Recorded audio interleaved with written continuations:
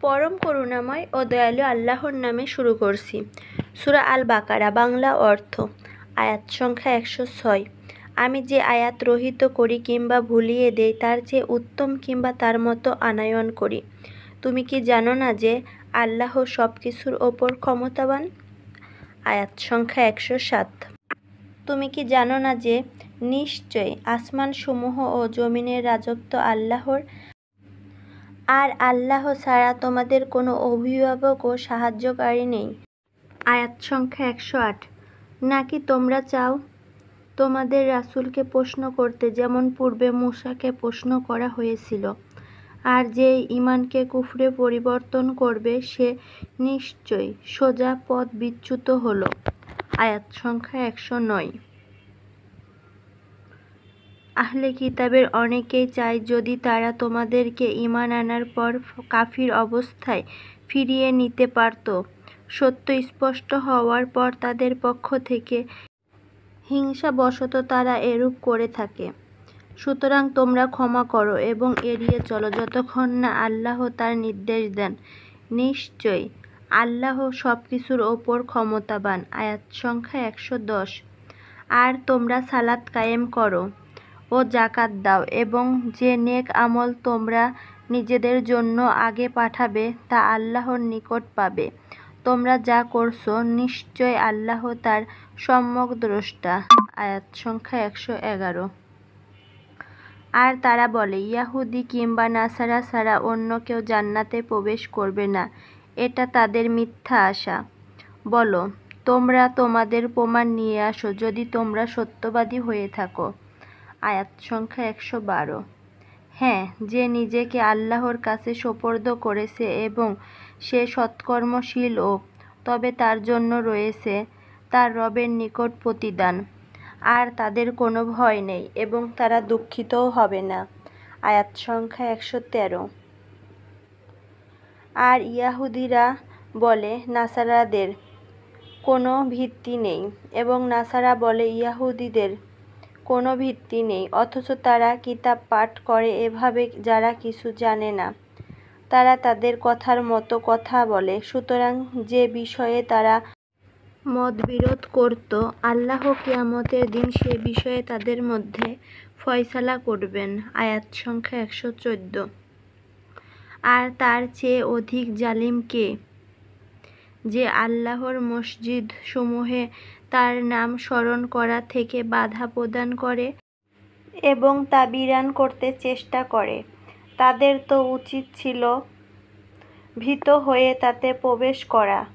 তাদের জন্য দুনিয়ায় রয়েছে লাঞ্ছনা আর আখিরাতে তাদের জন্য রয়েছে মহা আযাব। আয়াত সংখ্যা ১১৫। আর পূর্ব ও পশ্চিম আল্লাহরই, সুতরাং তোমরা যে দিকেই মুখ ফিরাও সে দিকেই আল্লাহর চেহারা। নিশ্চয় আল্লাহ প্রাচুর্যময় সর্বজ্ঞ। আয়াত সংখ্যা ১১৬। আর তারা বলে, আল্লাহ সন্তান গ্রহণ করেছেন, তিনি পবিত্র মহান। বরং আসমানসমূহ ও জমিনে যা কিছু আছে তা তারই, সব তারই অনুগত। আয়াত সংখ্যা ১১৭। তিনি আসমানসমূহ ও জমিনের স্রষ্টা, আর যখন তিনি কোনো বিষয়ের সিদ্ধান্ত নেন তখন কেবল বলেন হও, ফলে তা হয়ে যায়। আয়াত সংখ্যা ১১৮। আর যারা জানে না তারা বলে, কেন আল্লাহ আমাদের সাথে কথা বলেন না কিংবা আমাদের কাছে কোনো নিদর্শন আসে না। এভাবে যারা তাদের পূর্বে ছিল তারা তাদের কথার মতো কথা বলেছে। তাদের অন্তরসমূহ একই রকম হয়ে গিয়েছে। আমি তো আয়াতসমূহ সুস্পষ্ট করে দিয়েছি এমন কওমের জন্য যারা দৃঢ় বিশ্বাস রাখে। আয়াত সংখ্যা ১১৯।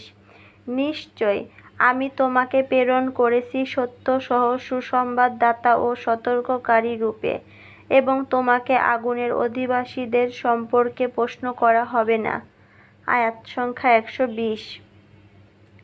আর ইয়াহুদী ও নাসারারা কখনো তোমার প্রতি সন্তুষ্ট হবে না যতক্ষণ না তুমি তাদের মিল্লাতের অনুসরণ করো। বলো, নিশ্চয় আল্লাহর হিদায়াতই হিদায়াত, আর যদি তুমি তাদের প্রবৃত্তির অনুসরণ করো তোমার কাছে যে জ্ঞান এসেছে তারপর, তাহলে আল্লাহর বিপরীতে তোমার কোনো অভিভাবক ও সাহায্যকারী থাকবে না। আয়াত সংখ্যা 121। যাদেরকে আমি কিতাব দিয়েছি তারা তা পাঠ করে যথাযথভাবে, তারাই তার প্রতি ঈমান আনে, আর যে তা অস্বীকার করে তারাই ক্ষতিগ্রস্ত। আয়াত সংখ্যা 122। হে বনী ইসরাইল, তোমরা আমার নিয়ামতকে স্মরণ করো যা আমি তোমাদেরকে দিয়েছি, আর নিশ্চয় আমি তোমাদেরকে শ্রেষ্ঠত্ব দিয়েছি সৃষ্টিকুলের উপর। আয়াত সংখ্যা 123। আর তোমরা ভয় করো সেদিনকে যেদিন কেউ কারো কোনো কাজে আসবে না এবং কোনো ব্যক্তি থেকে বিনিময় গ্রহণ করা হবে না, আর কোনো সুপারিশ তার উপকারে আসবে না এবং তারা সাহায্যপ্রাপ্তও হবে না। আয়াত সংখ্যা 124। আর স্মরণ করো যখন ইব্রাহিমকে তার রব কয়েকটি বাণী দিয়ে পরীক্ষা করলেন, অতঃপর সে তা পূর্ণ করল। তিনি বললেন, আমি তোমাকে মানুষের জন্য নেতা বানাবো। সে বলল, আমার বংশধরদের থেকেও। তিনি বললেন, জালিমরা আমার ওয়াদাপ্রাপ্ত হয় না। আয়াত সংখ্যা 125। আর স্মরণ করো যখন আমি কাবাকে মানুষের জন্য মিলন কেন্দ্র ও নিরাপদ স্থান বানালাম এবং আদেশ দিলাম যে তোমরা মাকামে ইব্রাহিমকে সালাতের স্থান রূপে গ্রহণ করো। আর আমি ইব্রাহিম ও ইসমাইলকে দায়িত্ব দিয়েছিলাম যে তোমরা আমার গৃহকে তাওয়াফকারী, ইতিকাফকারী ও রুকুকারী সিজদাকারীদের জন্য পবিত্র করো। আয়াত সংখ্যা 126। আর স্মরণ করো যখন ইব্রাহিম বলল, হে আমার রব, আপনি একে নিরাপদ নগরী বানান এবং এর অধিবাসীদেরকে ফলমূলের রিজিক দিন যারা আল্লাহ ও শেষ দিনের প্রতি ঈমান এনেছে।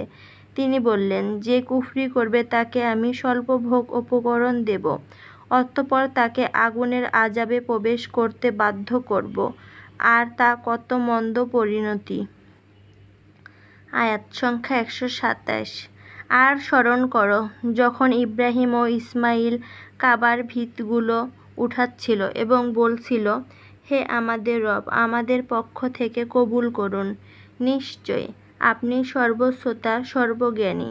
আয়াত সংখ্যা 128। হে আমাদের রব, আমাদেরকে আপনার অনুগত করুন এবং আমাদের বংশধরদের মধ্য থেকে আপনার অনুগত জাতি বানান, আর আমাদেরকে আমাদের ইবাদতের বিধিবিধান দেখিয়ে দিন এবং আমাদেরকে ক্ষমা করুন, নিশ্চয় আপনি ক্ষমাশীল পরম দয়ালু। আয়াত সংখ্যা 119। হে আমাদের রব, তাদের মধ্যে তাদের থেকে একজন রাসূল প্রেরণ করুন যে তাদের প্রতি আপনার আয়াতসমূহ তেলাওয়াত করবে এবং তাদেরকে কিতাব ও হিকমত শিক্ষা দিবে আর তাদেরকে পবিত্র করবে, নিশ্চয় আপনি পরাক্রমশালী প্রজ্ঞাময়। আয়াত সংখ্যা 130। আর যে নিজেকে নির্বোধ বানিয়েছে সে ছাড়া কে ইব্রাহিমের আদর্শ থেকে বিমুখ হতে পারে? আর অবশ্যই আমি তাকে দুনিয়াতে বেছে নিয়েছি এবং নিশ্চয় সে আখিরাতে নেককারদের অন্তর্ভুক্ত থাকবে। আয়াত সংখ্যা 131। যখন তার রব তাকে বললেন, তুমি আত্মসমর্পণ করো, সে বলল, আমি সকল সৃষ্টির রবের কাছে নিজেকে সমর্পণ করলাম। আয়াত সংখ্যা 132। আর এরই উপদেশ দিয়েছে ইব্রাহিম তার সন্তানদেরকে এবং ইয়াকুব ও যে, হে আমার সন্তানেরা, নিশ্চয় আল্লাহ তোমাদের জন্য এই দিনকে চয়ন করেছেন, সুতরাং তোমরা মুসলিম হওয়া ছাড়া মারা যেও না। আয়াত সংখ্যা 133। নাকি তোমরা সাক্ষী ছিলে যখন ইয়াকুবের নিকট মৃত্যু উপস্থিত হয়েছিল, যখন সে তার সন্তানদেরকে বলল, আমার পর তোমরা কার ইবাদত করবে? তারা বলল, আমরা ইবাদত করব আপনার ইলাহের, আপনার পিতৃপুরুষ ইব্রাহিম, ইসমাইল ও ইসহাকের ইলাহের, যিনি এক ইলাহ, আর আমরা তারই অনুগত। আয়াত সংখ্যা 134।